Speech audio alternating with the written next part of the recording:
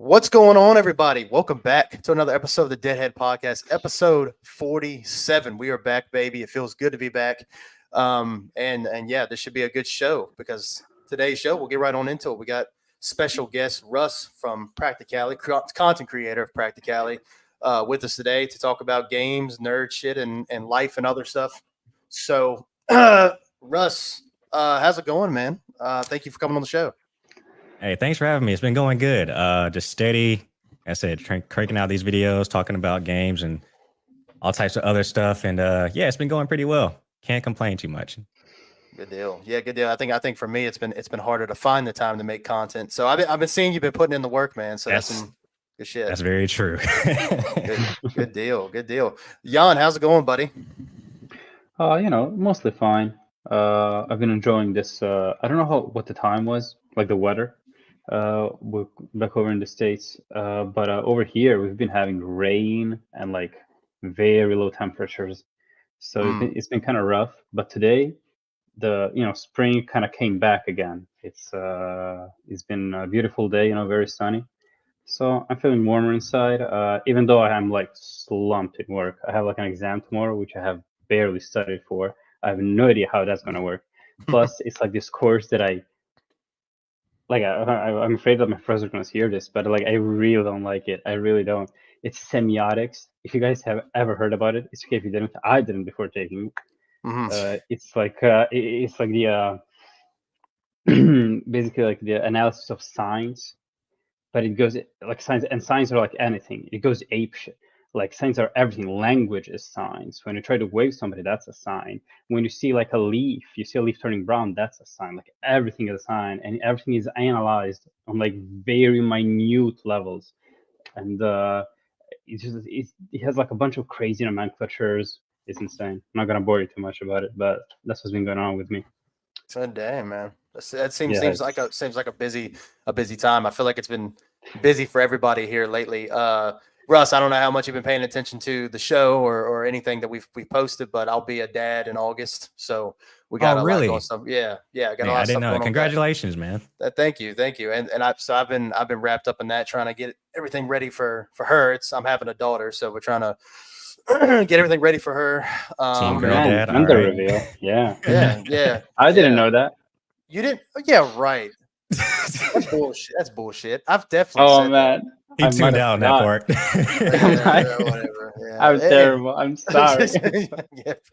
Yeah. So yeah, it's okay. I'll try to excuse you being terrible. But yeah, so it's been busy with that. So that's pretty much a lot of my.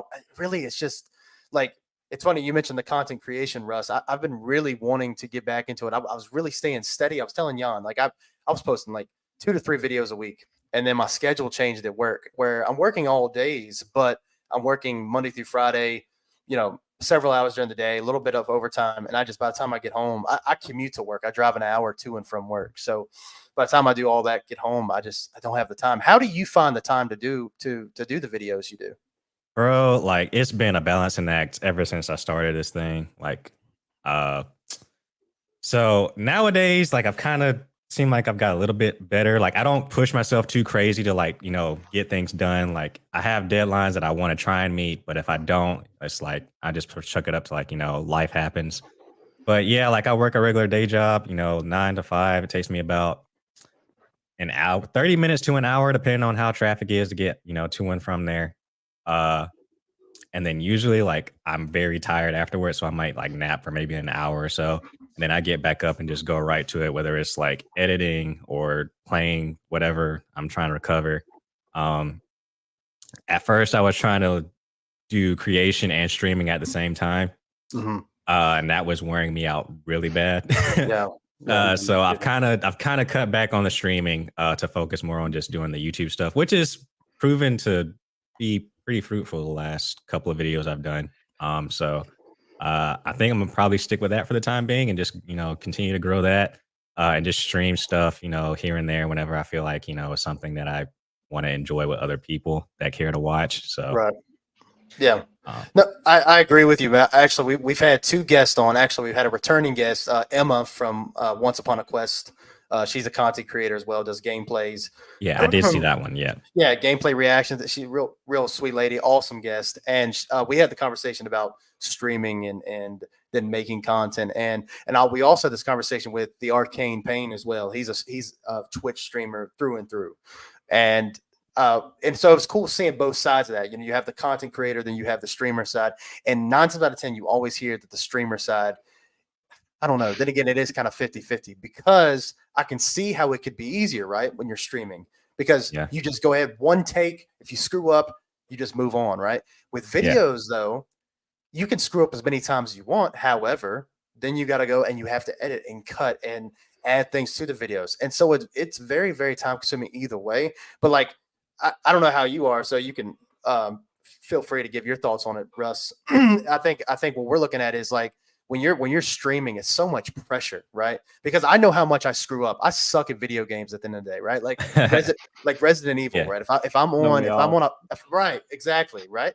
If I'm stuck on a puzzle and I'm by myself, it's okay. Like I can feel bad about myself. And when I'm live, I don't, it's that pressure. You gotta be caught laughing.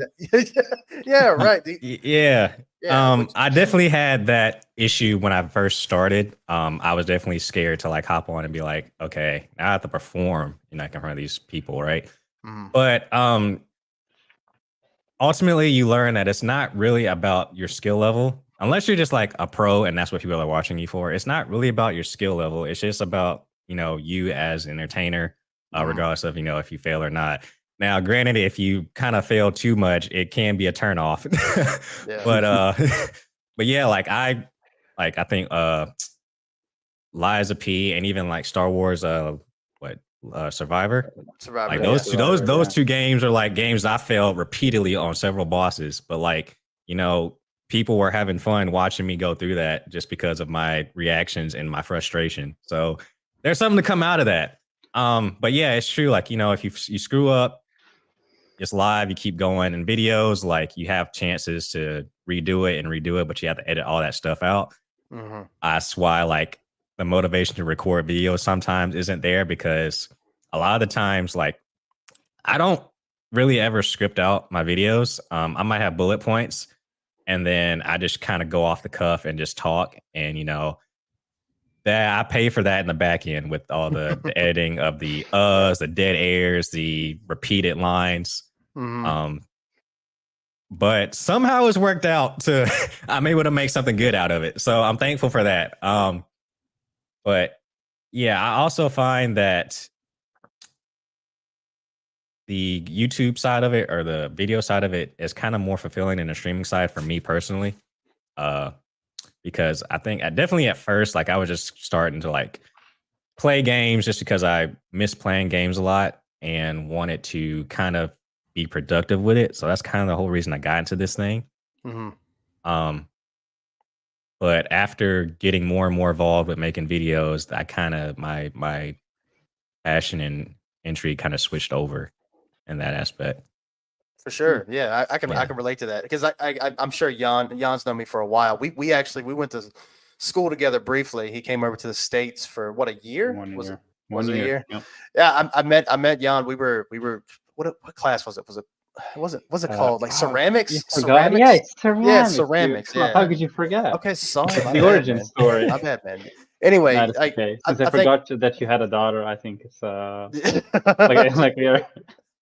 it's hard to believe. Yeah, it's how quick time has gone. But yeah, I was a senior. I was a senior in high school. Jan was a freshman, so we're showing our age a little bit. Right. But where was I going with that? I don't really remember. Oh, I know what it was. It was about content creation in general. Like for me, like I've been making videos, and the reason why I brought up the high school thing, I've been making videos since I've been in high school. Most of the time, though, I could never commit to a YouTube channel because I knew that the consistency of it is just not like every time I ever tried, I failed miserably because one of the things you always look at is like views, right? You look at views, you look at traction, and even now it matters. But like for me, that's why like I haven't made a new video in 3 weeks, and it feels so weird that I haven't done that.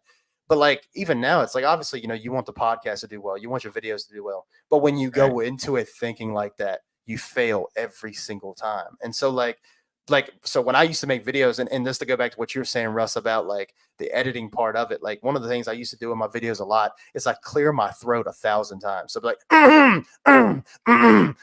that's me. Like, and I was like watching a video and I was counting how many times I did that. I was like, that's gotta be so fucking annoying. That's definitely, especially after like if I'm sick and feel like I have to still record something, like, oh my goodness, the clearing of the throat. I feel bad for people that were like watching my stream as I was clearing my throat like every 5 seconds. Like, I know I got ticked off hearing it afterwards, and I just could imagine what they were thinking. Like, I don't know, but yeah.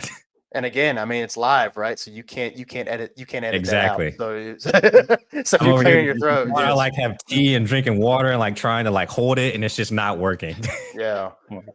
Right. Yeah. I mean, that's what I'm saying. Like during our shows, I'm sure Jan has seen it. Like I have a water bottle. I have to drink from that every like 5 to 10 minutes, because if I don't, like I'll be like the entire show. So it's very, very, very annoying. But one of the reasons why I reached out to you, Russ, and something me and Jan are definitely interested in. It seems like you play a lot of the same games, man. We've been seeing a lot of Final Fantasy on your channel, man. Yeah, you finished a lot of that. yeah. You finished. So have you played both DLCs for Final Fantasy 16? We haven't yet, so that's why I was yes, I have. I finished the DLC earlier this week. Literally just recorded a video talking about it last night, so I'm going to start getting to work on that this week too. So okay, good deal. So without giving it away, I mean, what are you? How do you feel about it? What's it called? Echo. What is this one called? So the first one was Echoes of the Fallen. This one is The Rising Tide. So just like my thoughts on it or whatever. Yeah, sure. So yeah, this one is, I like this one a lot more than the previous one. It is much more, I guess, beefy, if you want to call it that. There's a lot more to it. It feels more of like, okay, so like the previous one was really just like straight story. That was it, like a story mission, and you're done. This one feels more of like an expansion, if that makes sense. Like there's a new area with new side missions, and then again another addition to the story that makes sense. New abilities. There's new. They added new features to the game. There's another mode added to the game, so like they put quite a bit into this part. And I think overall it's good. Like it's still Final Fantasy 16, whatever your thoughts are on that. So it's not like changing anything in a way, but considering that this is probably the last DLC from what they've said, I think it ends on a strong note. Oh, that's good to hear. Yeah, it's a good deal. Yeah. We haven't gotten that. I haven't finished Rebirth yet either. Like I've been so behind on playing games, so I can't even talk busy about. Playing Fallout. That's why. What was that? Because you're busy playing Fallout. That's why you haven't finished. That is true. I have gotten back into Fallout 4, and I've been just having a blast playing it. So I've kind of put Rebirth on the back burner. I'm sorry. Listen, Fallout is more of the game I want to play at the moment. No, I just knew spoilers were coming, so that's why I was like, I got to finish it because I can't have spoilers all on my timeline. I actually haven't had it spoiled yet. It's weird. That's wild. Yeah, you know what the thing is? Yeah, you know the thing is, like without spoiling anything, the ending is so weird that it's hard to spoil it. It's really because I think even if you watched it after I played it, I was so confused. I wouldn't know how to spoil it to someone, right? I wouldn't know what to tell them, right? But yeah, too bad Dylan hasn't finished this, so we can talk about it. I know, man. I know. It's a lot. It's you can't really make sense of it. The only spoiler you can say is that it's crazy, honestly. Yeah, that's right. It's insane. In a good way, at least for me, I liked it. After sitting on, I definitely I am looking forward to the next game because there's a lot of questions they have to answer. Yeah, definitely. Hopefully. For sure. Right. Yeah, we know Nomura, right? But since it's supposed to be the final game, like part 3 is supposed to be the final one, hopefully this kind of pressures them into actually giving us more answers and questions. Oh God, man, this game Rebirth is so damn long. I can't imagine the third you're one. In the final stretch, dude. You're in the final stretch. My ass crack. Where are you? Where are you? In Cosmo Canyon. So I Right? just start. I just started chapter 10. Like I'm not. Oh, bro. Yeah, like I'm so far away, man. Yeah, I dude. Yeah, just you well, what I got a so bit. yeah, no, but like here's the thing. So I don't know how closely Russ has been paying attention to our conversations about it. We haven't fully talked about it because obviously Jan's already finished with the game. I'm not done with it. We were actually two episodes ago. We're supposed to be talking about our final thoughts on the game, and we neither one of us were finished. And then I took a break from playing games for a Yeah. little bit because I needed it. Yeah, I saw that video where you say you were taking a break. And I also saw the podcast. I didn't see the podcast. I saw the thumbnail on which I was talking about. I was like, I can't watch that because, I got to play on my own. So, That's back. but yeah, we didn't. Yeah, we never finished it. And so, actually, speaking of which, I think one of the last videos I made was Final Fantasy VII broke me. And the reason why I titled that was because there was a guy, and Jan knows the story, so I was probably treading the same water here. But there's a guy that I used to watch. His name was Lazers. I don't remember. yeah, The I know guy's you're name talking was about. his name is James, and he makes good content. Little bit pretentious, a little from his vibe, but whatever.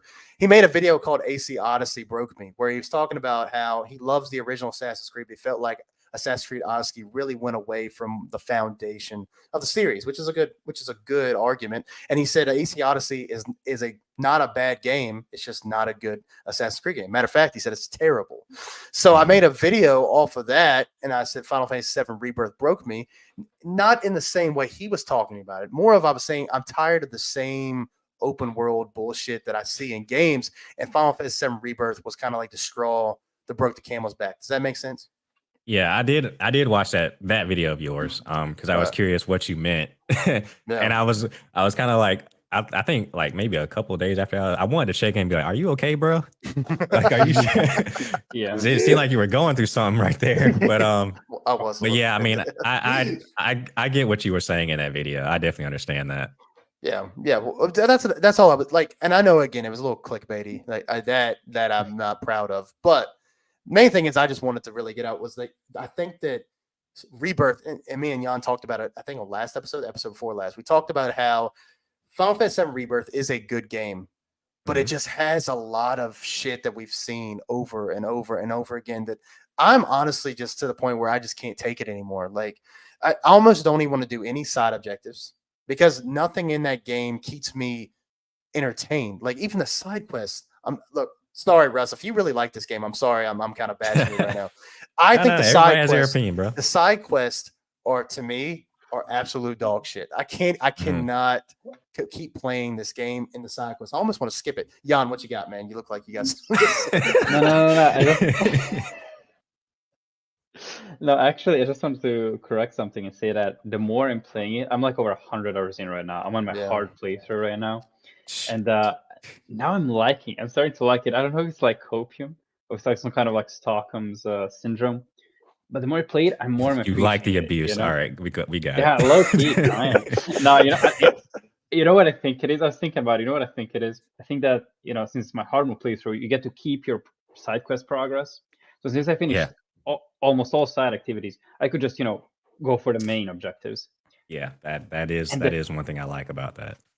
And and actually the pacing, Dylan and I all complain about the pacing of this game. How it kind of feels like you're just sightseeing a bunch of places for like 80 hours, and then at some point you fight Sephiroth. But actually, now that I'm actually watching the cutscenes, I'm not skipping them. Actually, it has a nice pace. It has a good structure. It's just that you have to remember. I had to remind myself that every time I went from one chapter to another, there was like 10 to 20 hours of just doing right, going around in your chocobos, just getting up freaking lampposts or whatever they are, catching Moogles, activating towers, and so I think that's what Muddle's experience. And I agree with Dylan on that. That is too much of a thing that is not that good. Although you call them side quests, and those are the ones that I actually like. I don't like the the open world activities, but the side quests themselves, I don't mind them. I think they're goofy. I think they're fun, and I think they're kind of interesting. I like them much more than other open world games. How they do their side quests when there's just a bunch of go here, do that, and it's a very boring plot wise. It's a very boring reason to do that. Just some guy who's like at Final Fantasy 15. That one game had terrible side quests. Oh yeah, I agree. I agree. Yeah, I mean, you're like the prince, right? You're going to, your journey, right? You're doing something very important, and then some guy comes and says, "Hey, dude, like my car broke down. Can you like It was help me like, out? Can you like help a guy out?" do you not understand? I'm royalty. I don't do this. What? Right, exactly. That's what I'm saying, right? It's so ridiculous. And it's like they're talking about, yeah, I gotta get mayor, and it's like he's acting like it's no big deal. Like, yeah, we can stop by, we can stop, whatever. Rebirth doesn't do that. I think that all the side quests in Rebirth are thematically appropriate, and they are more or less pretty engaging. And Dylan does not agree. Dylan does not like the swimsuit side quest. The one when you go on a date with Ares. How can you dislike going on a date with Ares, Dylan? It's just too many. Well, it's just like the thing about it is like, and I'll let Russ give his piece on it too. Is like the thing that I keep thinking about every time I go to a new area. I think I hear Jan's voice in my head. Like, hey, Dylan, you're in a new area now. You know you got to get all those towers. You know you have to fight all those beasts. You know you have to do this. And I'm like, man, fuck this guy, man. I don't even want to do this anymore. Like, I just want to die. I don't even want to play the game anymore. That's where I'm at. Rebirth. Oh man. So I'm the problem. You know, I mean, basically that's what he said. I mean, so okay, so as far as the side quests are concerned, I don't think there's okay. So especially coming off of 16 again, mm-hmm. I definitely think Rebirth side quests are a lot better than in 16 because 16 is basically exactly what you're saying. It's just go here, fight this, go here, collect that, and talk to everybody else in between. Mm-hmm. And that put me to sleep when I was playing the main game. And even in this DLC, there's more of that. So that's kind of, yeah. At least in Rebirth, all the side quests, while I mean, they might not be narratively interesting or whatever, like generally most of them are at least you're doing something different instead of the basic, run, collect, or run and go kill. And one that sticks out was the damn you haven't gotten to this yet, but the chicken side mission that everybody hates. Oh yeah. yeah. That's you know what I'm talking about. Though. That's Dylan might have come across that. Actually, my order's getting screwed up. Yeah, you actually might have if you actually did it, but I don't think you did. Anyway, it doesn't look like it did. Yeah, I don't remember. I probably forgot about it because it sucks. No, you could. You could have forgotten about Dylan. Chicken. Yeah, what territory was it in? Where was it at? Because Gungaga. Oh, I haven't finished all the quests there. That's That's probably what it is. It sucks to navigate through there, man. Oh yeah, I agree with that. It is. Although, like I said in my video that it was probably my favorite place because of how I guess aesthetically pleasing it was and like how dense and how immersive it really felt to be there. And also just because we've never seen Gungaga quite like that. Aside from like Crisis Core, which even then that's like different sections. Every other region. Yes, I have. So you know how Gungaga looks in that one, right? Yeah. Yeah, it's just a bunch of huts. So so I was like, this one, they really changed it in this one. And like every other region is kind of just a mountainous rock area, like plain and simple. I mean, you might have grass here. So I think that's probably another reason why I really was attracted to that one. But yes, I will agree. It is annoying to get through. Especially doing the side stuff because it's not clear on where you need to go exactly. Yeah, it's the only time I had to use a guide to actually get to places because it's so confusing. Except for, the mushrooms and then like the levels, right? So, you're not sure something's like way underneath or way above. And the music's dope though. It is, and I will say Cosmo Canyon kind of really made it that worse for me because of all the stupid gliding you have to do. No, that was worse. That was worse for me for whatever reason, but I don't know. You know what makes Cosmo Canyon easier for me, and I guess many other people? Once you get to a gliding section, you can actually fast travel to it. Well, in Gongaga, you can't fast travel to the mushrooms or whatever. That's true.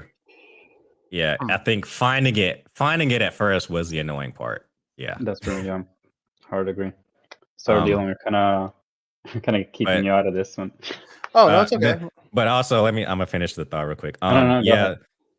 I agree. The map activities, after the first or second time, it's just like, okay, why do we have the Ubisoft towers here? Was this really necessary? Right? The freaking summon temple shrines, whatever you want to call them. It's like, okay, it's kind of a rhythm game.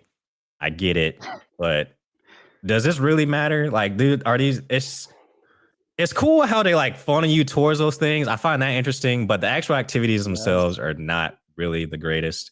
Yeah, and then like I said, the galore of mini games that are in this game. I actually like the mini games. I see a lot of hate towards the mini games. I don't understand why. Yeah, a lot of people.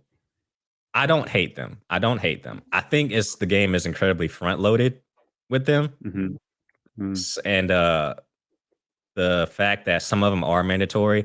And also, it's just like the OCD in me is just like, okay, I have to try and like complete this stuff now before I miss something. I get the highest tier reward. Yeah. So it's like it's front after Cosmo Canyon, it's pretty much dies. But yeah, that front half is definitely like, I could have spaced this out maybe a little better for me. Okay.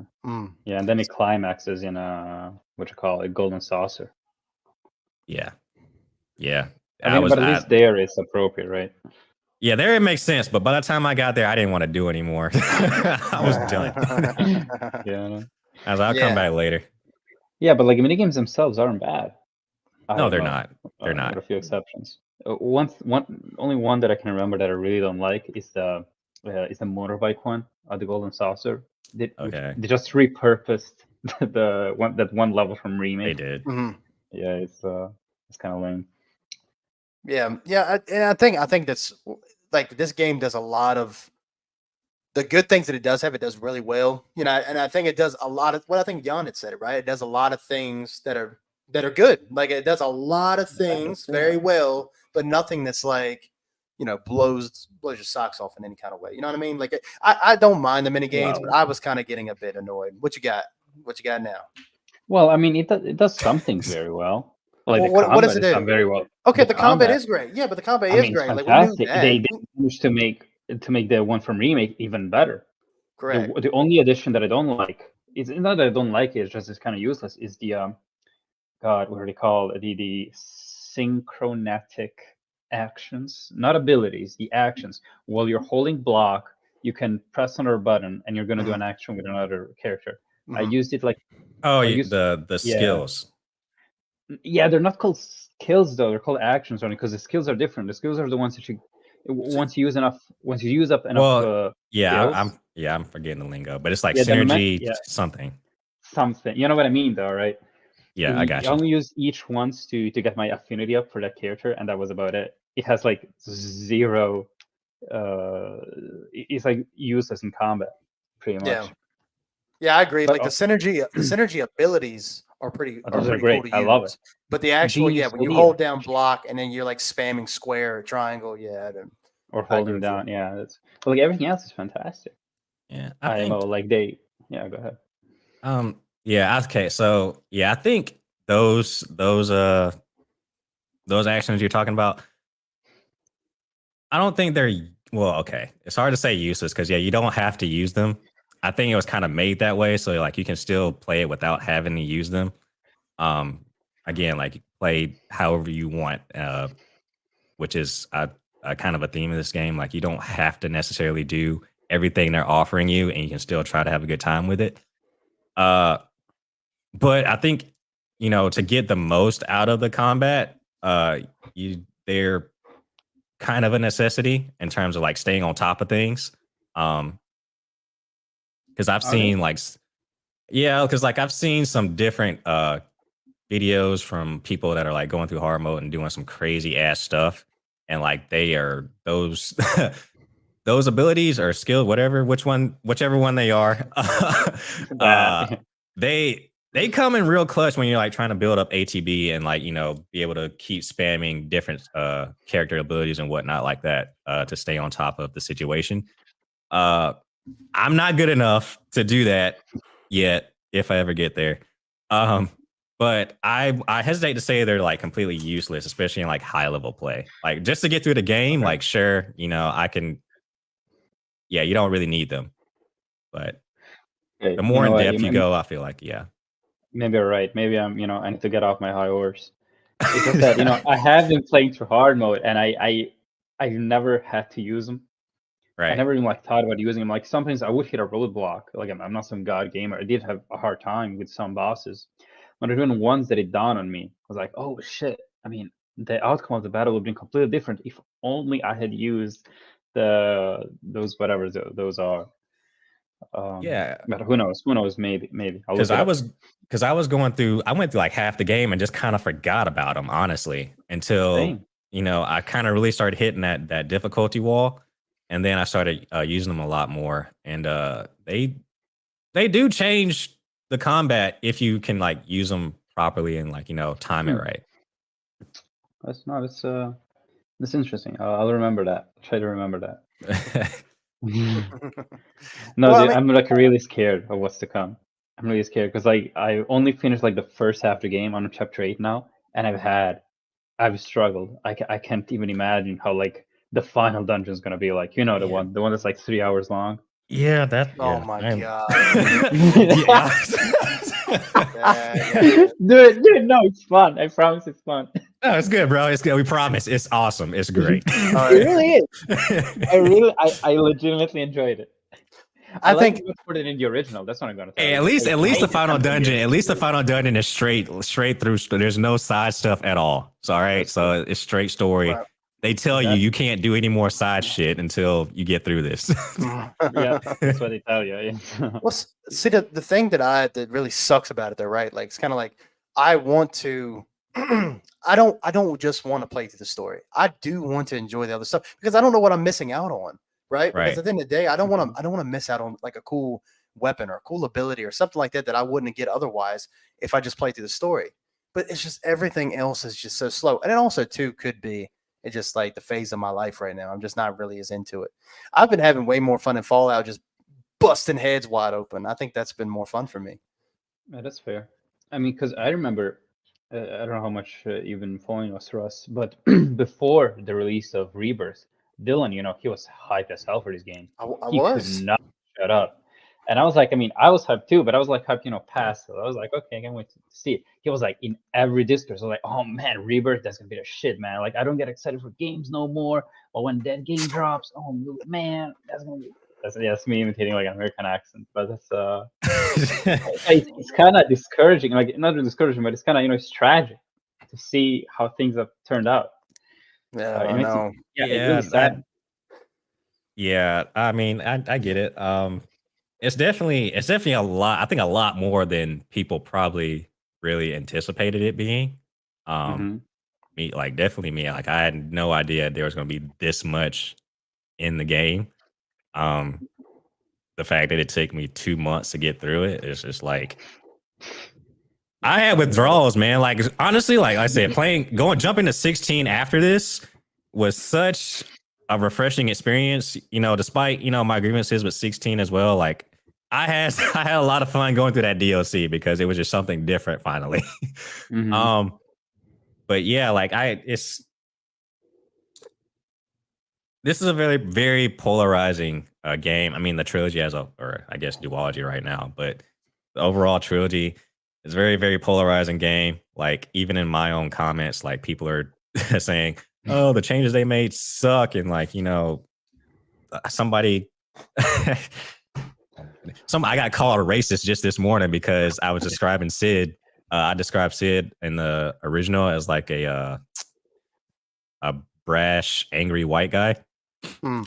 And they were like, racist? I was like, Man, okay, yeah, I'm no, glad that's that's just what you got. factual. I I'm glad. mean, yeah, Yeah. I'm glad that's what you got out of this whole video. Like, and even then, I said like he had a good reason to be. Like, I didn't say it was just nonsensical, but it's whatever. Anyway, yeah, it's just like people like that are just like, I get it, I understand. It's not what everybody likes. But that doesn't mean like it's a terrible game and and whatnot. I don't know. Yeah, no, yeah. People have a hard time like distancing, like separating what they like from what is bad, Yeah. like from what they don't like from what is bad. I think this thing is. Although you are right. Now that I think about it, Sid is way angry in the original. But I think it's because you know what? In this game, they didn't give him his backstory, the whole space race thing. What happened to that? Where is the space race? So that's what I was saying. Like, maybe it's for part 3. Maybe part 3. that's what I said. We don't know his full character yet, so we Yeah, can't really make any real complete conclusions on how he is. This is just our first interaction. He's barely he's there, but he's barely there. Yeah. Same with Vincent, really. So. Although, yeah, so Vincent probably had a better showing this time around. Yeah, I mean, he just had a cool introduction, right? He had a big reveal. Dylan doesn't know what we're talking about. No, I'm kind of I'm following. I feel bad that we're like we're leaving you out of this conversation. I really do.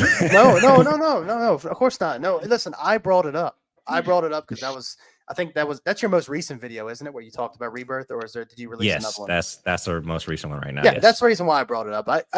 Listen, it's okay. Like, I haven't had it spoiled for me really that much. I think I know of a couple things that I may have just kind of heard just through the grapevine, but it's the internet, right? Like, you're gonna hear something here and there, but no, it's no big deal. Listen, I like this. I bring guests on to talk. I don't want to be the one over here just yapping. I mean, that's kind of annoying. Yeah, no, but honestly, I'm just more offended by Jan's American accent of me. Like, is that what you do? You mock me? Dude, come is on. that what it is? I'm not mocking you. Hey, Russ, check this shit out.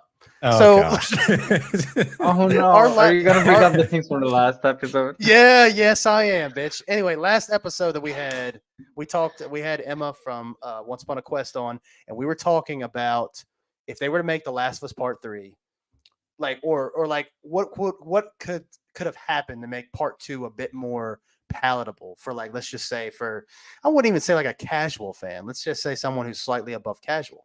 Something I've brought to Jan's attention over the years was the fact of, and it's crazy, we've been doing the show for a few years now. It's kind of wild. Anyway, one of the things I talked about was I would have liked Abby a bit more as a character if maybe we would have got some, I don't know, maybe instead of Last of Us Part 2, let's just say The Last of Us Part 2 is Part 3, and in Part 2 we get introduced to Abby and make me fall in love with the character. And you've played Last of Us Part 2, spoiler, sorry. Yeah, no, I played through it, yeah. When she kills Joel, it's like, holy crap, like, I love both of these characters. So it would hit me more as not only a gamer, but a viewer of the story. I feel like I could appreciate Abby a bit more. I feel like the way they did it, while it was, I guess, shock value, even though it all got spoiled for us before the game came out, I would have liked a little bit more. Real quick, funnily enough, I didn't know anything about that until I played it. I stayed away from usually, like I said, if a game is coming out, I stay away from like anything dealing with it. Dude, that's wild. Yeah, but anyway, keep going. No, that's crazy. So anyway, one of the things I'd mentioned was maybe doing like either a DLC sort of like after the first one, where you see a little bit of Abby. Maybe you don't even know who she is until you know how Naughty Dog does their stories, right? You'll see a character and then you find out that they're a little bit bigger than what they truly are presented at when you first meet them. I just thought it'd been kind of cool to get a little bit more on her before she kills Joel. Jan says that's too Hollywood. That's too. That's too gung ho. Like these Naughty Dog games aren't already Hollywood enough, right? I know. I think the Hollywood, right? I think the They're Hollywood more Tribeca than Hollywood, right? Yeah, but see, I think the more Hollywood thing is if you had The Last of Us Part 2 and it was Joel and Ellie on another adventure. I feel like that's more Hollywood to me. I don't mind if they deviated away from that and made it more of a dark, revenge-filled story. I just would have liked to have seen a little bit more on Abby. And so when she kills Joel, I'm like, holy shit, I'm conflicted because I love Abby, but fuck, she killed Joel. So, I mean, like, you know what I mean? In this, I just hate her as soon as I see her. Like, it's, you get what I'm saying? Like, go ahead, sorry. But Dylan, you're supposed to hate her. That's the thing. Like, what you're pitching is a different story. It's not really clear that you're supposed to hate her, technically. I mean, kinda. I mean, I think that was kind of common sentiment. Like, you see, I think that's common sentiment because she killed Joel. I don't know if that's like the actual intent of the game from like maybe like. Granted, all the devs are going to say it's up for interpretation. Like, okay, we get that. Yeah. But as like it's not. If she was supposed to be, if you're supposed to hate her, then I don't think they would try to make you sympathize with her, right? Well, I mean, my take on it, and kind of the general take, is that you're supposed to. I mean, the idea is to make you hate her, right? Make you wanna, oh man, that Abby chick, man, you know what? She killed Joel. You know what? We're gonna give her some of her own medicine. But by the time you get there, the game goes away. Hold up, before you kill her, let me show you what's behind her curtain, right? Why Yeah. she did everything she did, and kind of gives you a bit, shows you the other side of the coin. And that's the idea. And now you're like, and you get back to the same moment you were before, where Ellie's about to kill Abby, and then you go, oh shit, now I'm not so sure anymore. Now I'm morally conflicted. I think that's how I felt playing the game. And but just talking with guests and friends, people, strangers, about the game. I think that this is kind of what they were going for. But of course, it's all interpretive. Everything is interpretive. Just like the exam that I have tomorrow is trying to tell me. We always find. Sorry, I always find. Always find. Yeah, Yeah, right. We always tend to find a way. I found a way this time to bring The Last of Us into the the last. conversation. But I just wanted to give an example. Like, apparently, I'm too Hollywood with my thinking, but I don't think that's a Hollywood thing. No, dude. To me, no, I you're think not. it's just delving more into her character to make me No, care okay. when she kills Joel. Then it's No, conflicted because it's like, holy shit, I like both of them. Okay, you know what it is, dude? No. Okay, we're just gonna close this bracket. I was just gonna say that when I called you out for being too Hollywood, it was not because that would of hurt, how you man. would That have would liked hurt. for. Well, let me explain it to you. So it was not because of how of the idea that you wanted Abby to be fleshed out more before the whole thing. I mean, I also don't agree with that, but for different reasons. What I didn't like about your take is that you thought, oh, what if we had like a part 2 where you play as Abby, and then in part 3, like this whole idea of sagas, this whole thing of everything has to lead up to something else. Like nothing can be a self-contained story. That's Hollywood. That's modern Star Wars. That's a lot of modern franchises. That's Fast and Furious. That's that's what I was talking about. That's the thing that kind of irked me a lot. Other than that, your take is fine. I just don't agree with it. Yeah, but like, I mean, part 2 is not a self-contained story either. That's a sequel. Yes, it is. Well, it is. I mean, well, of course, being a sequel, it cannot. It obviously, has roots in the game that came before it. But as a story, it has a beginning and an end. It has. Yeah, I think that. Yeah, You know what I mean, the right? only sequel thing that really is there is Ellie and Joel's connection. So like he Right. wouldn't like with his death, you wouldn't understand why that's so important if you didn't play the first one. Yeah, but I besides think that, that's really the only thing. you can't understand fully the story of playing part 1. I mean, you have like the opening cutscene where Joel kind of explains what he did, right, with Ellie and everything. Well, he's wiping off the little guitar. So that's what I mean, though. Of course, it's a sequel, so of course it's part of a bigger picture. But it's a story, right? It's a full course meal, is what I mean. Definitely was. I don't know. I think I'll agree to disagree. Listen. I've played the game 3 times now. Like I've liked the game. I've liked the game more. I know, right? I've liked the game more each time I played it. Like mostly because the gameplay's so tight. Like I don't even care about the story as much. I think the story in the second one is levels below the first one, but I still like it. I still don't mind it. I've grown to like it since I'm on my 3rd playthrough now. I've beaten it twice. I beat it on the normal difficulty the first time, the harder difficulty the second time. So like I think I've come to respect it more as I keep playing it because it's more of like it is a revenge story. Do I think it's a bit simple? Yeah, but at the same time, I do see their vision. Do I think it really sit well with me? Not really. But that's all I was saying. That I get what you're saying, and whatever Neil Cuckman and Naughty Dog, whatever they do, that's fine. If that's what if they want to keep things kind of concise and whatever. But I'm just saying, like, the slander here is crazy. I think I would have liked another game. I would have liked another game, DLC, something like that. That's just me. That's just like they did with Left Behind. Fine. They did a Left Behind Ellie DLC. Why not do one for Abby? I think that would have been fine. Abby is a second protagonist in part 2, so why not? That's true. That's all I'm saying. But anyway, back No, on I the agree. subject at hand, though. So for me, Final Fantasy VII Rebirth is it feels kind of shallow to me in the open world sections, but the story I am liking it when I do get it, if that makes sense. I thought the stuff with Tifa, like if you guys don't know what I'm talking about because you beat the game. Oh yeah. In chapter 9, I thought that was really great stuff. I want more of that, but now I'm on another section that I do not give a fuck about. Yeah. And that's kind of where Have you I'm got? was Sorry. that oh go Have ahead. you No, gotten no. to the actual village of Cosmo Canyon, or did you just get into the region? Just into the region. I haven't got no, Okay. it's about that time I kind of just I was so Mm. like, man, another open area. I just don't know if I can Yeah, do it, man. And It's it's not like even the last one. what? It's not even the last one. I bet it's Yeah. not. It's yeah, probably It's like, there's Nibel after you that. got Nibelheim, but Nibelheim is a lot less egregious with that kind of Yeah, stuff. it's very small. But then you have the that's whole more. sea. Okay. Then you have, yeah, You you have get a a what? boat. You get the, once you get a boat, kind of, and then you can, traverse the open seas, and that's a whole, a whole other kind of worms. Oh yeah, that sounds fun. He's It is. messing with you. Yeah, I'm messing with you. He's There's a messing lot. with you. There's next to nothing to do in the sea. There's like 2 side quests. Oh, okay. I got you. pretty fun. But I will say, like, again, similar to 16, the side quests I can understand. Well, especially in that one, the side quests definitely kill the pacing of the game. Whereas if you just go straight story, it actually is quite enjoyable to go through. So I feel like same thing here. The fact that you're going to spend damn near 8 to 10 hours trying to clear all the side stuff before you progress the main story, if you're like that, yeah, it can get a bit tiresome.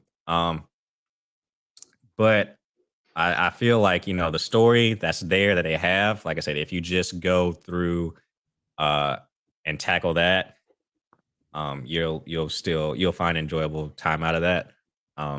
Again, I know you kind of sound like me a little bit. It's like you don't want to miss anything because, especially off of the last game where they did that shit, and it's just like, okay, the FOMO is real.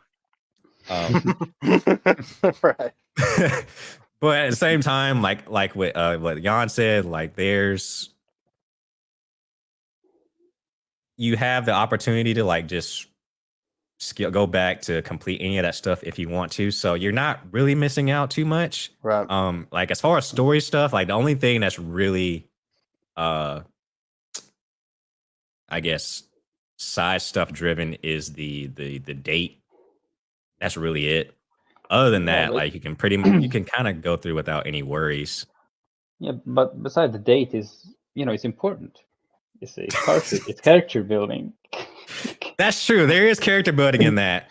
But as far as like the main plot is concerned, That's true. it's like there's not really anything that's going to feel like, that's affecting that. No, that's true. No, that's true. Yeah, I'll pay attention for sure. I mean, Tifa might want to go on a date, man. I can't miss that. Like, I cannot miss that at all. Oh man, you know what happened? You Sephiroth, man, fuck that guy. What? What you say? Dude, you just better pray that you don't get what happened to me. So I feel about Aerith the way you feel about Tifa, right? So when you get to there's a part in chapter 12 where you get on a date with a character that your affinity is highest to. Yeah. The grammar in that sentence was wrong, but you know what I mean. Yeah. And thanks. And I was like, sure, I was gonna get Aerith, right? You got a knock on the door. I'm like, I'm here. I'm here. I'm waiting, baby, right? I open the door and I get Red 13. I'm like, what? What? Oh! But what's funny is that you probably got maybe the second best scene out of all of them. Well, story like considering like what they actually say in them. You know what? I agree. Yeah, I watched the other ones afterwards, and I do agree. So it's okay. Like I'm a bit salty about that still, but I was like, all right. I feel like I got ghosted like about a chick on Tinder. So like my bro got my back. So my Red 13. Oh my goodness. Yeah, man. Wouldn't that be awkward? Like you're just sitting in a room and like you hear a knock, you just drop your pants, and then as soon as the door opens, it's Red 13's there. Isn't that wild? Yeah. Who's at the door? It's my dog. All right. Well, you want to go for a walk? Okay. Dog, dude. He gets very upset about that. I know that, and that kind of turned me off at first. I was like, dude, chill out. But yeah, I ended up getting Aerith. I was trying to get Tifa Of course you did.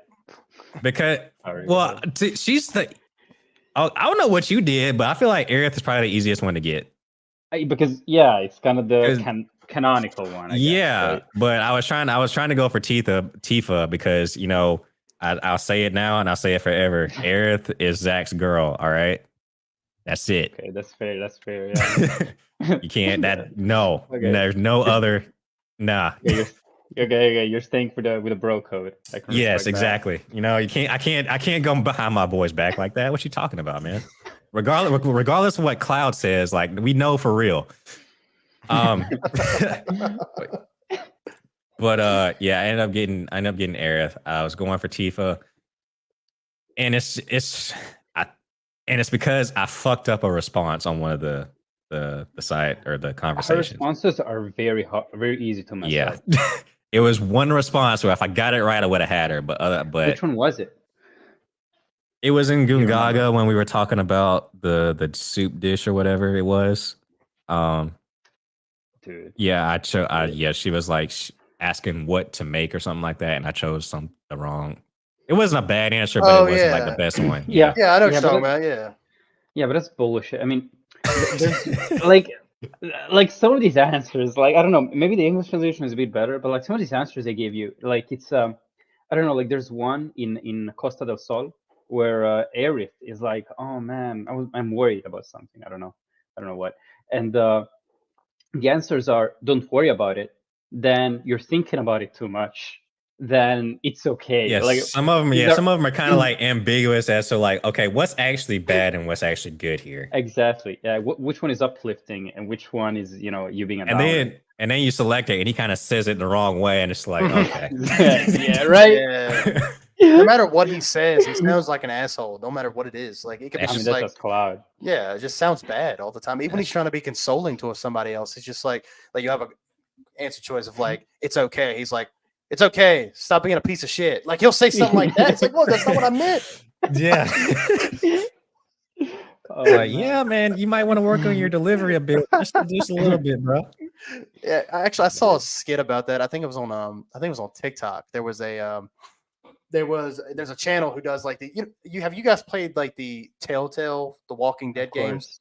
Yeah. Right, dude, they're legendary. Yeah, I played the first few of them. Yeah. Yeah, and there's someone was making fun of a scene of like this character was like, hey, you should have been there for me. Why the hell did you not speak up for me in there? And then, you have the answer choices pop up, what you can say. And one of them was like, I'm sorry, brother. Another one was, get lost. I don't have time for this. And it had two other ones. Well, obviously the one is, I'm sorry, brother. And he clicked that one. He goes, well, I'm just so fucking sorry. I can't be perfect for you. It's like, bro, that's not what I meant. I was trying to create, and it, has a little Sam did not like that. It's like, I bet he did. Yeah.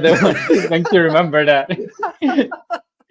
I was like, at this point, we need like the dialogue, and then in parentheses the tone of voice that is going to be in it. Exactly. Like, yeah, it's okay. Condescending.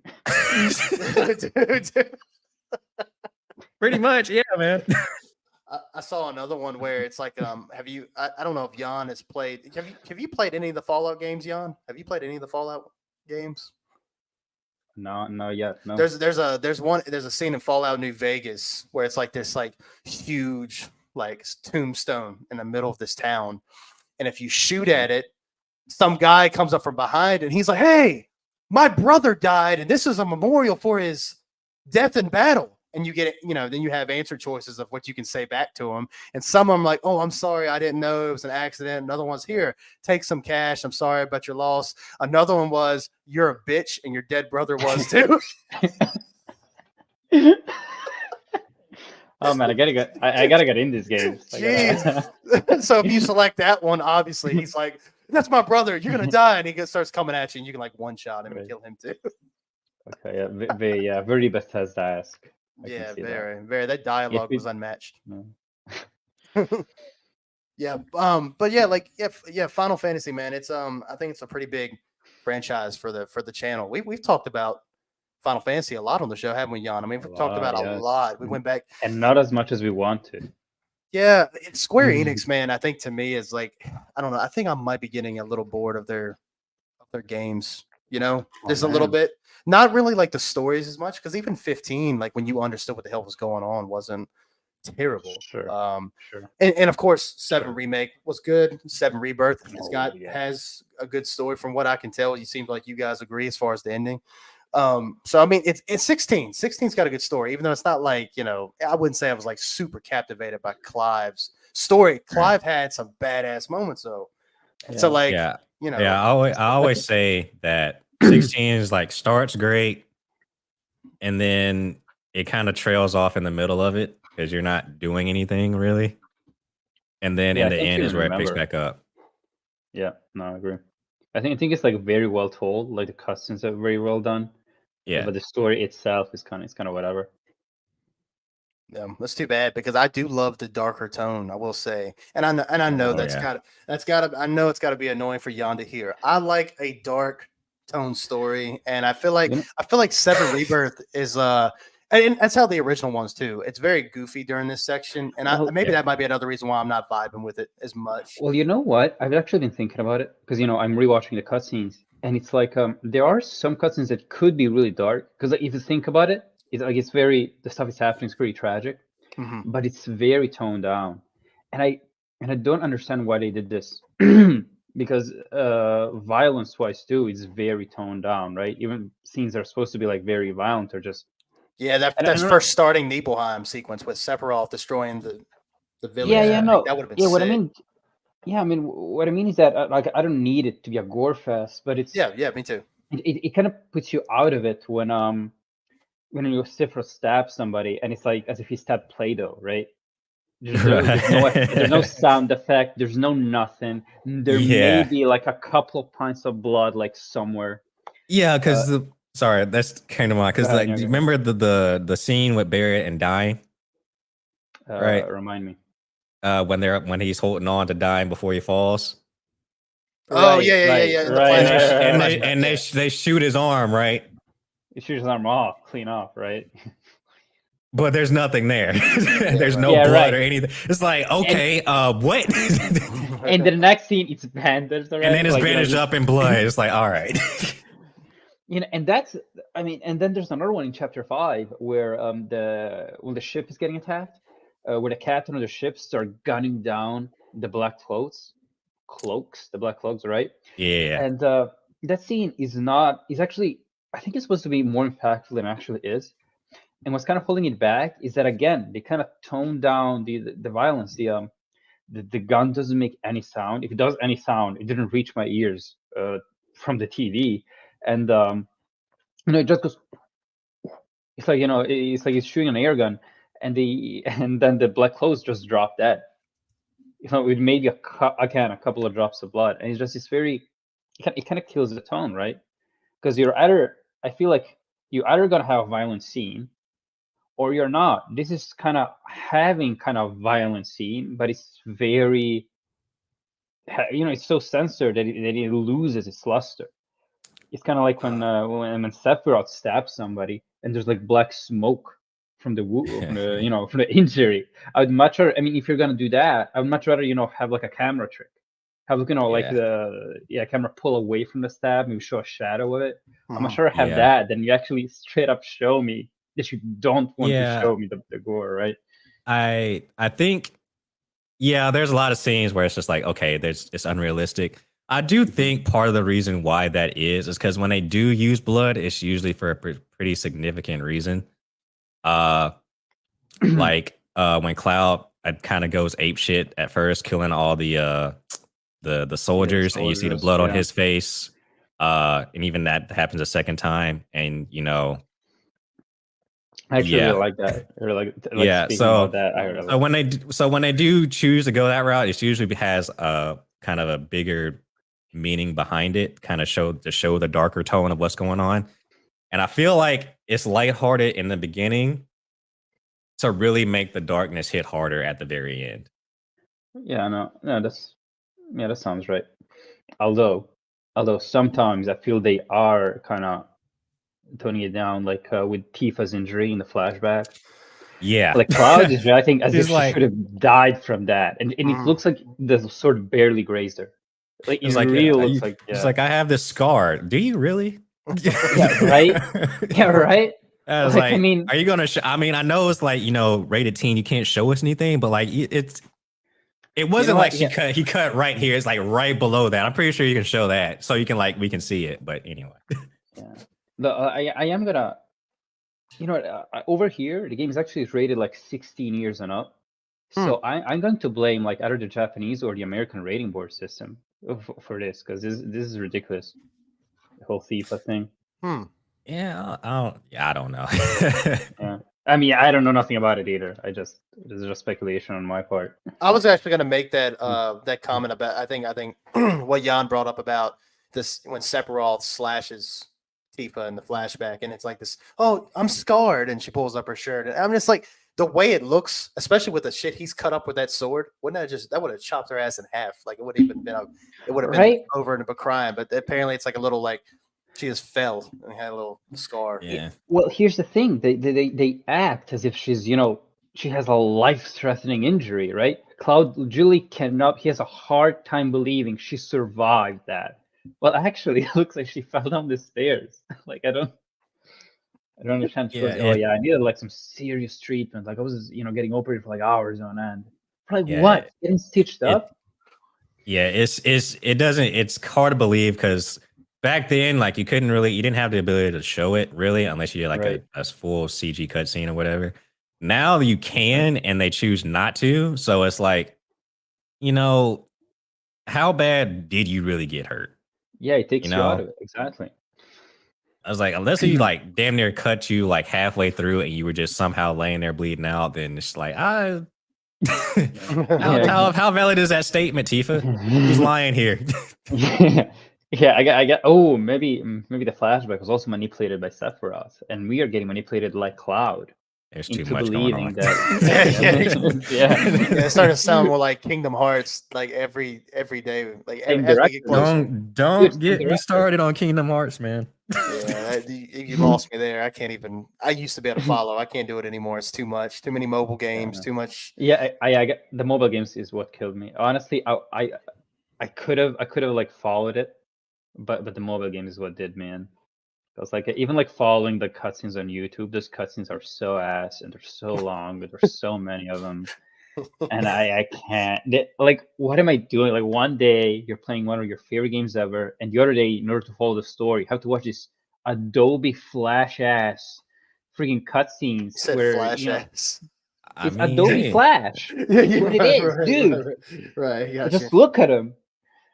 I And mean, then, it you know, was, Game Boy and mobile is fine. Well, I mean, pixel art is fine. I just don't like these little, they look very plasticky. I just really don't like it. It looks something, again, that I played on friggin' Miniclip, if you guys know what I'm talking about. Yeah. Yeah. That's what it looks like.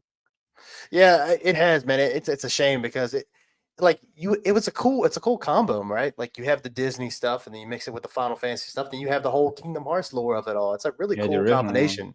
Yeah. Really, really cool. But yeah, now it's exactly the original one. Yeah, because the third one, Kingdom Hearts 3, I don't want to start this conversation because that's a long one. But Kingdom Hearts 3, do they even have Final No, Fantasy? they In the took out DLC. DLC. Yeah. Okay. they In the took DLC. out the Final Fantasy. As far as the main game, they took out the Final Fantasy because Yeah. I think they were trying to distance themselves from it.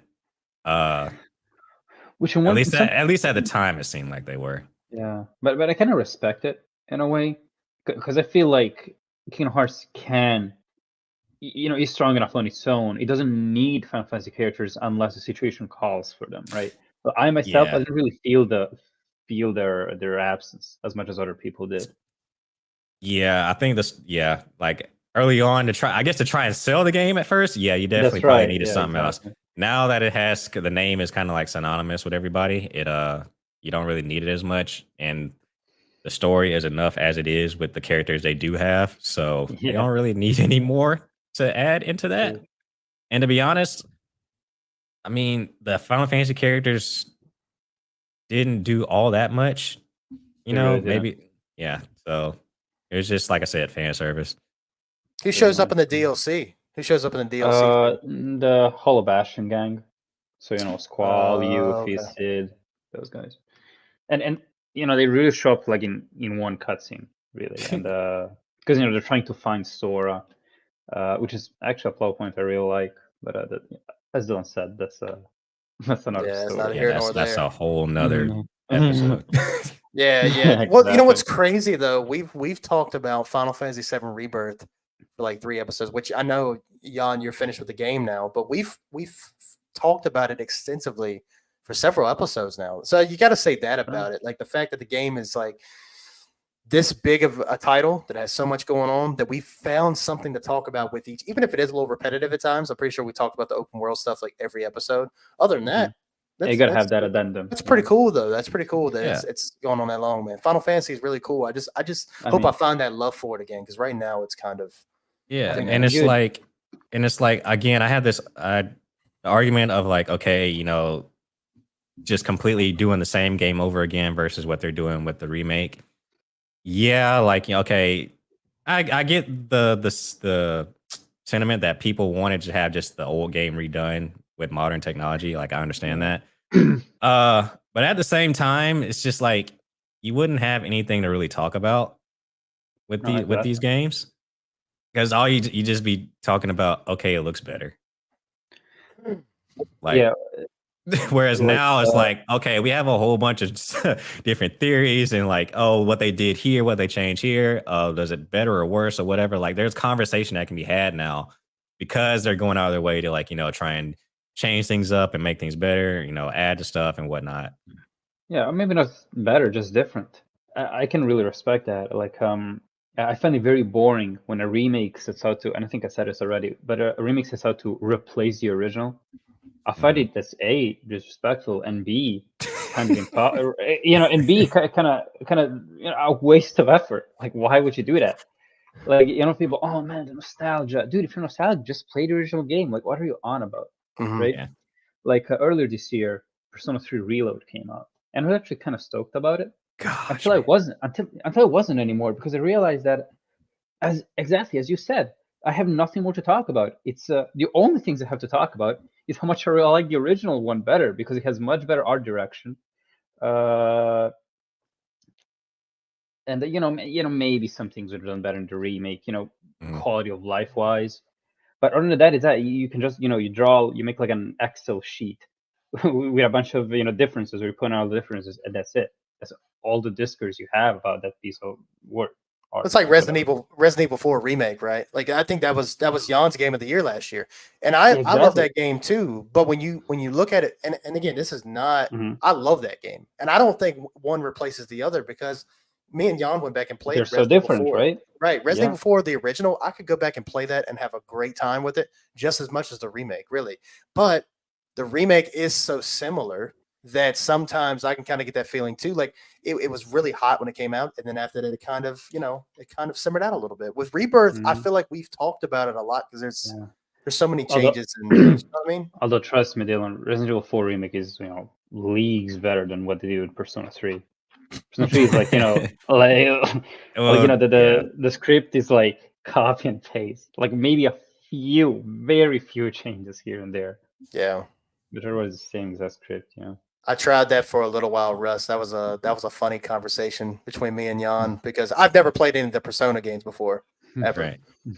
And not that I'm not against like turn based. I used to play this a lot. I just kind of stepped away from it as I got older. But tried Persona 3. I put like a hard 15 hours into it, and I was having fun. But one of my main criticisms of the game, and Jan was losing it. I actually just watched that segment like a And I couple just days had I ago had fun. I wasn't where like upset about it. that's the thing. It was fun. It was funny. It was It was like your fun. reaction to my, because one of the things I was talking about was like, man, this game wants me to get a job and I got to pay for all this shit. Like it feels like real life. Like I got to go to school, then I got to go to work, then I got relationships. Yeah. Like it's just a bit much. I feel like I'm doing all this shit in It's real life. doing real life. Yeah. Right. Yeah. The Yeah. only And one I played is 4. That's why I was Oh, pretty damn. hyped for Reload because I never played 3, the original one. And 5 was just a giant monster as it was. So I was like, that's a bit too much.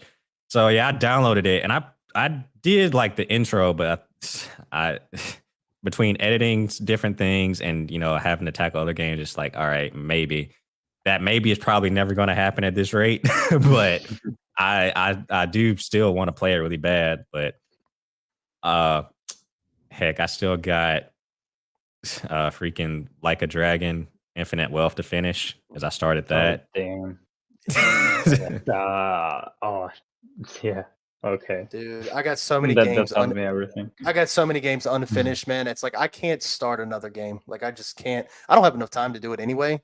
And I think that's a lot Yeah. of the reason why. Like, I think one of the conversations I've had with myself, my wife, Jan, everybody around me is like, how do you how do you really make the most of your time, right? Like when you're doing something, when you finally have some downtime, when you can get away from work, when you get away from editing, or in your case, Russ, you a lot of your games you play so you can edit and post on your channel. Like, how do you find the right balance in like, okay, I'm gonna do this one thing for 2 hours and it is not a complete waste of time. And I think here lately, and Jan's had to slap me in the face a couple times with this, is the fact of like, whatever you're doing, you can't look at it like that. You just have to have fun. If you're not having fun, especially when it comes to gaming, right? Obviously, there's other things out there. But Right. if you're not having fun, then just stop playing it. And I think for me, that's why I stopped playing Rebirth, because I just got to the point where I felt like Chapter 9 was like, Jan was hyping it up a lot. And I don't know if it reached that hype, but I was intrigued. I was like, oh, wow, this game's finally starting to get good. Like, not that it wasn't good before, but I was like, I'm finally to the point where it's like, oh, okay, now I really want to see what happens next. And I haven't got over that threshold yet because I was so drained. I was exhausted. And so, like, my struggles that I've been dealing with is just like, how do I split up my time? And I need to stop letting my anxiety get to the point of, okay, if I do this one thing, I'm wasting time. Russ, do you ever deal with that? Like when you're doing whatever, filming Oh yeah, videos, whatever? like all the time. Like I feel like I have not enough time in the day, and then there are days when I look back, it's just like, did I actually use my time wisely? I feel like that all the time. Mhm. But ultimately, I have to look at, okay, did I, make progress on anything in the day? And that's, what I take my wins on. Did I record? Did I maybe edit maybe a minute or 10 or something like that? Did I make some decent progress in the game or, whatever else, it's taking the small wins each day that kind of keeps me motivated. To the fact where I don't feel overwhelmed with like all that pressure and anxiety of like trying to do everything. Cause I definitely overestimated my ability to do a number of things starting out, doing this. Um, and I still do it, honestly, but I'm more okay when I don't, hit those thresholds like I initially planned to.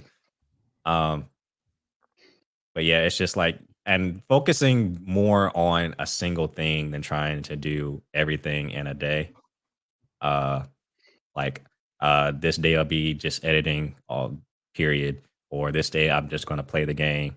Um, and even like the streaming thing, like I started streaming Rebirth when it came out, right? But a lot of my normal people that usually are in there weren't really like showing up. And I was just getting like a whole bunch of people trying to sell me stuff. So I was just like, okay, this is kind of ruining the game for me right now. Yeah. So that's why I just stopped streaming and just played it on my own. And I was doing like 8-hour sessions, whenever bro, I took days off of work. Okay. I was like, okay, I'm taking vacation for like 3 days and I'm not doing anything but playing this game. So yeah, just making sure that again, I take the wins that I know I can get and being satisfied with that and not putting too much pressure on the final outcome, I guess. Mhm. Yeah. I mean, if you look at just the results, you kind of lose the way, right? Right. Well, and I think it's a good way to look at it. I mean, I think, yeah, I've been trying to do better with that. Like, if I'm gonna take the time to edit, then I just take the time to edit or whatever. Like I look at your videos, Russ, and man, how long does it take you to edit, man? Because your videos are crazy. Like I edit, but no, this guy like edits, man. It's crazy. Hey, How long does it take you normally? I appreciate that. I really do. So it depends on how lazy I get. But and also how long the video is. So I think my rebirth video took maybe like a week and a half, 2 weeks of just editing pretty much maybe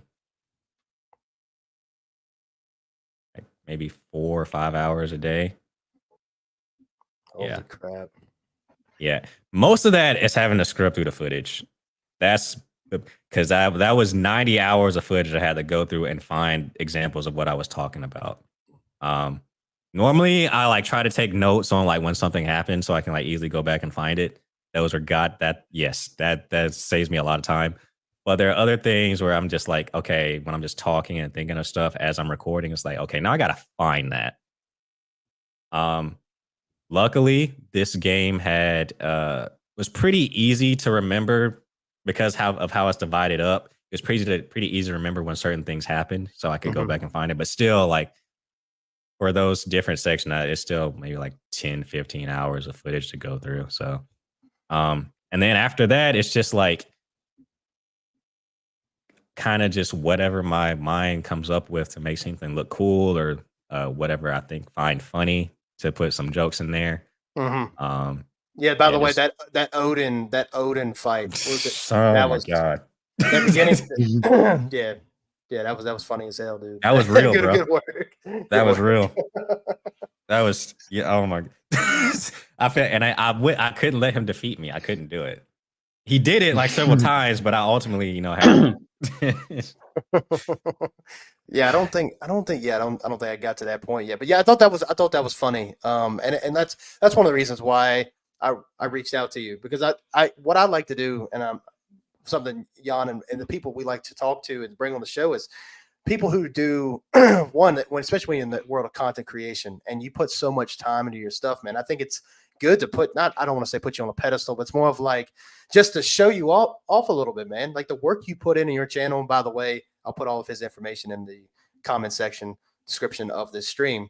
Go check out his stuff. But anyway, your videos, man, are crazy. The editing is surreal. Like the editing for me is like when I say something that sounds really off the wall, and then I'll cut it and put like a little scene from something else. Like one of the ones I do is like I can't remember. I can't remember what the guy's name is, but there was a guy that I saw like on a podcast or show or something when a guy goes, "Come on now, dog. Come on, man." I put that in my videos a lot, especially when I'm talking about something that's like, like it's just bullshit. I'm like, come on, man. And then I put that in.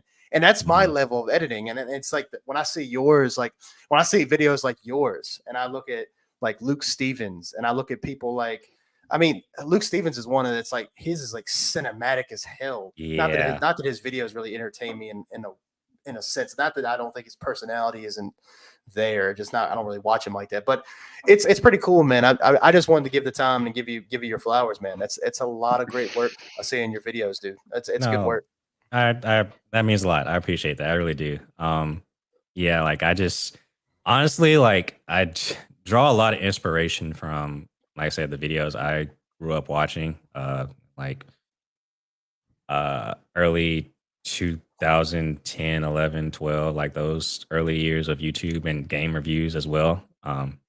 Because like I don't know about you guys, but like, when you're young, you don't have much money. You can't really get much. You can't really get all the games you want to play. Yeah. So I just watched reviews of all the games that I wasn't able to get. Right. Yeah. So the Rad Brad was my best friend. I mean, really, like the Rad Brad. Oh, dude. Excuse me, dude. What is this nostalgic for you? Yeah, I mean, I haven't heard about him in a while. He's still doing it, man. That's crazy. That's the crazy part. He's still doing it. Like same formula and everything. Yeah, same thing. No face cam. How is he surviving? Still works, man. No idea. Well, good for him. Good for him. Yeah, that's right. But yeah, like that's the era of videos that I kind of aspire to try and push my own level to. Like I said, I'm definitely far from it. Like even now, like I second guess it. Like is this that great? whatever. But like I said, you and like comments that I get sometimes of like, people really appreciating the work I put in. Even the gameplay videos that I've done, which I draw inspiration from like uh Afro Sinju and like Maximilian, like people like that. I draw a lot of inspiration from them.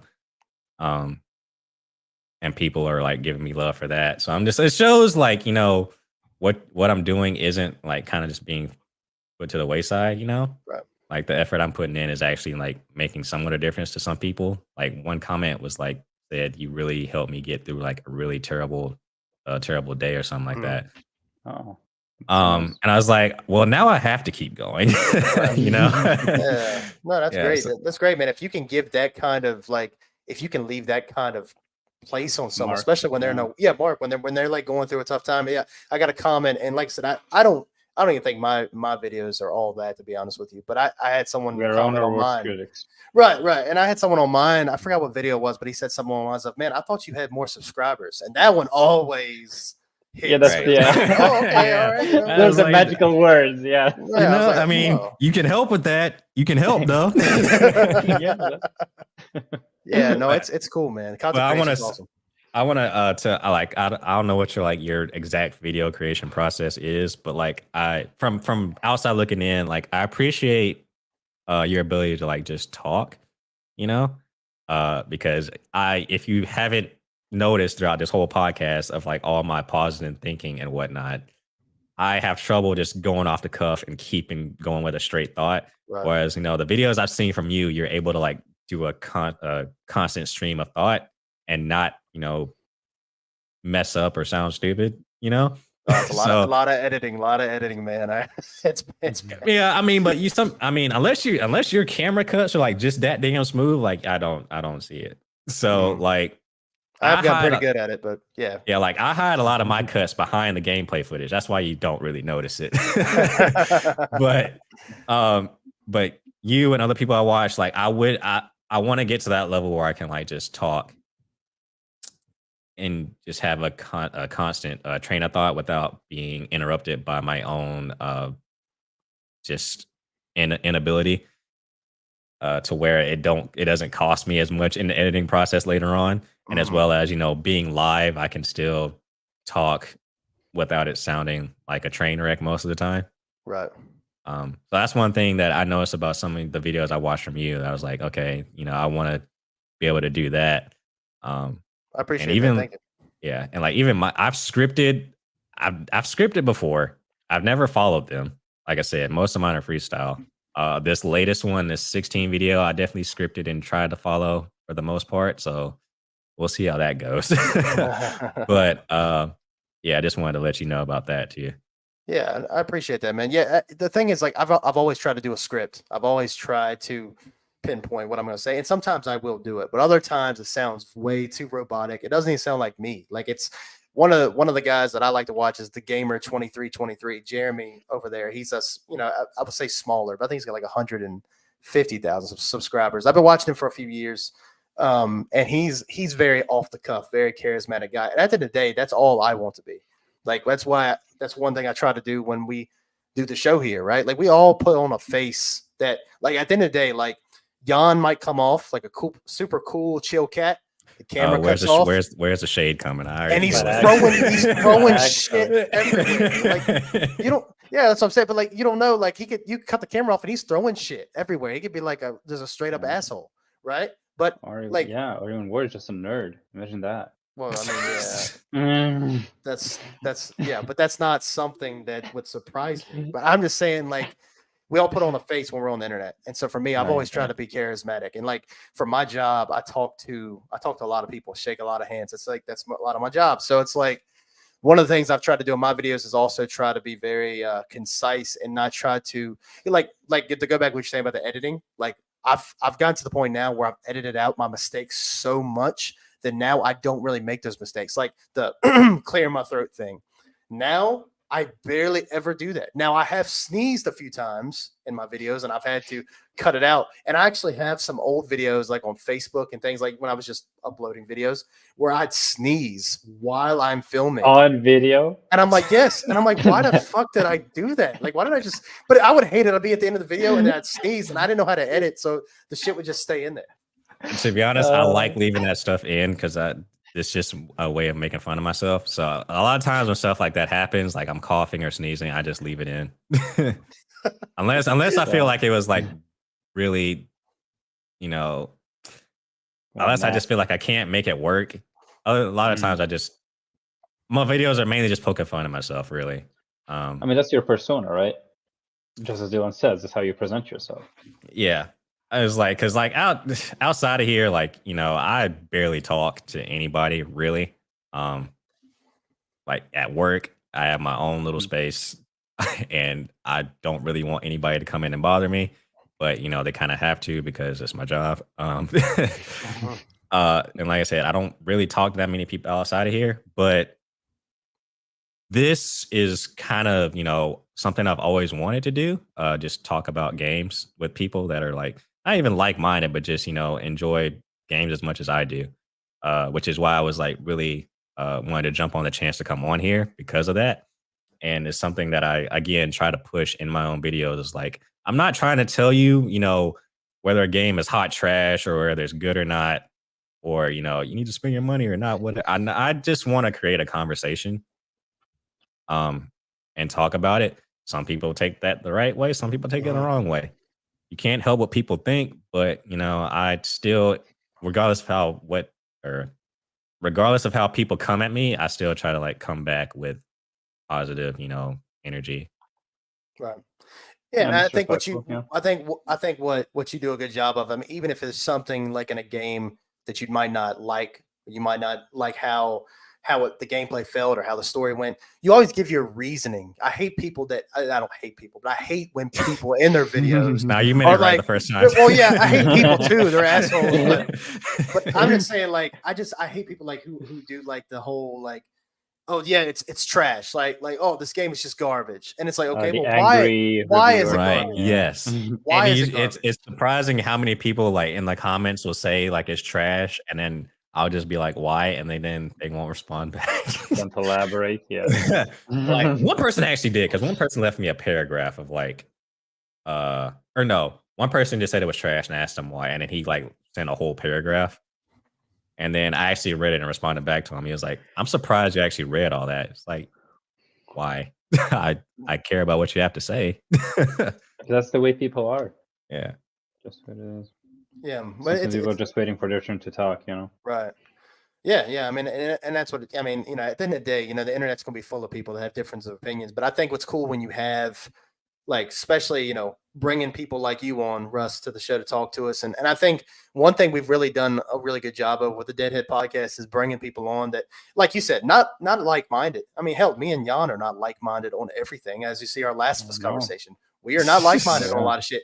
But Or a rebirth conversation, yeah. I love this man. I love this man. He's a good dude. I'll do anything for him.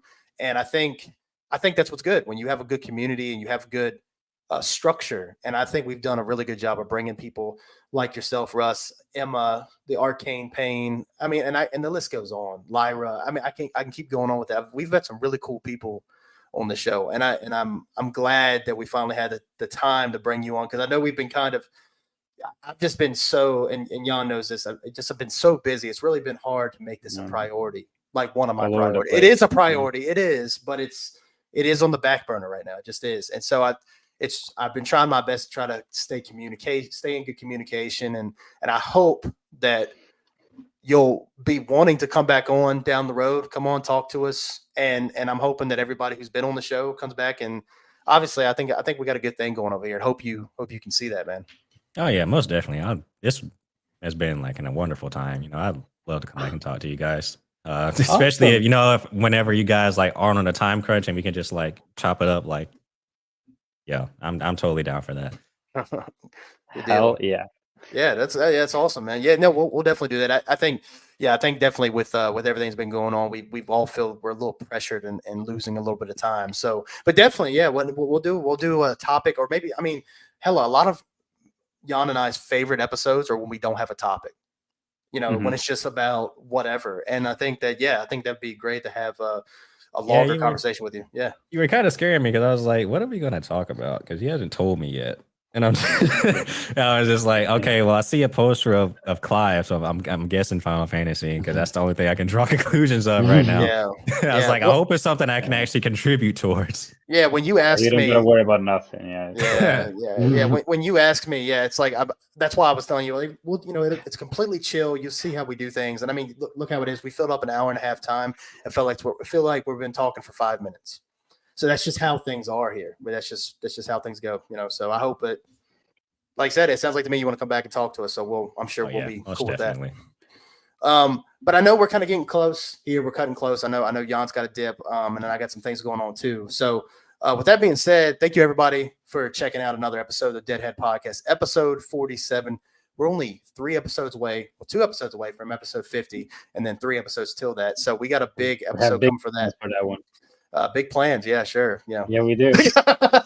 not really. Bring out all the big guns, man. We got a couple things. We got a couple things going, but yeah, like thank you guys for checking out the episode as usual. We'll put all of Russ's information down in the comments section or description of the videos. As always, be sure to also go on each bio on all of our socials. Will lead you right to our YouTube channel, the Deadhead 96 channel. We have TikTok, Instagram, X, not Twitter now. We have all that stuff, so follow us on there for game updates, gameplay videos, updates on the channel. Yeah, we got a lot of fun things coming up on the Deadhead Podcast. So with that being said, Russ, is there anything you'd like to say to the people, to the show? What you got going on? The floor is yours. Yeah, first of all, again, thank you guys for having me. It was a lot of fun. I'm glad that you found me and thought me cool enough to bring on this show. Like I said, it's very much appreciated.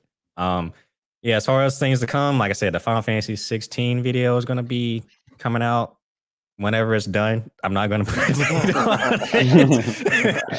I learned my lesson with that. And after that, look, you can look forward to my Liza P playthrough that I did. I'm gonna start editing that and putting that out. So those are a couple of things to come. But yeah, stay tuned. Good deal. Jan, what you got, man? Aries best girl. That's all I gotta say. That's bullshit, and you know it. You freaking try hard. There's no way. Why do you hate the truth? That's all right. Well, yeah, well, you know the truth. You know the truth.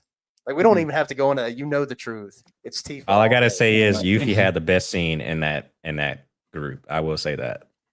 Well, like the date scene, you mean? Yeah, Yuffie's is the best one. Because okay. Yeah, we will come back to this. Yeah, we'll come back. We'll come back. All right. Because I want to know. Just in case y'all, you know, he hasn't seen it. I want just like go do your research and we'll come back. All right. I'm hoping by the time when we do invite you back on, I'll be done with the game. So maybe we can discuss it. I know. I hope so. I just gotta find that. I gotta find that love again because right now it's not there. But anyway. Thank you guys for watching. Really appreciate you. Be sure to follow Russ everywhere. Follow Deadhead Podcast, Deadhead 96 channel. If that being said, we'll see you in the next one. Stay dead, my friends.